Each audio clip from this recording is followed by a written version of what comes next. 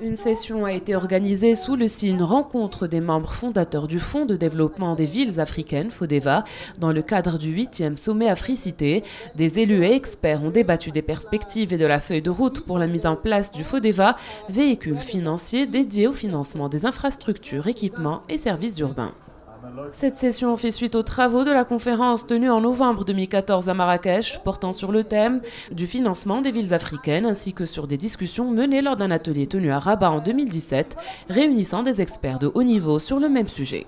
Il se trouve qu'en France, nous avons créé, les collectivités locales ont créé, dans un autre contexte, elles n'avaient plus d'accès à la ressource et les banques avaient un petit peu travaillé n'importe comment dans le secteur local en France. Donc elles ont créé leur propre outil,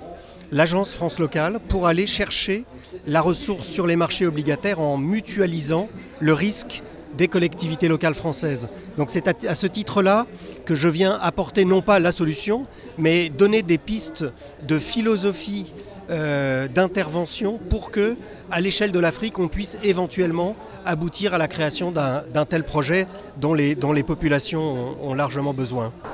Ce débat offre également l'opportunité aux participants pour définir une feuille de route pour les prochaines étapes institutionnelles de mise en place de ce fonds.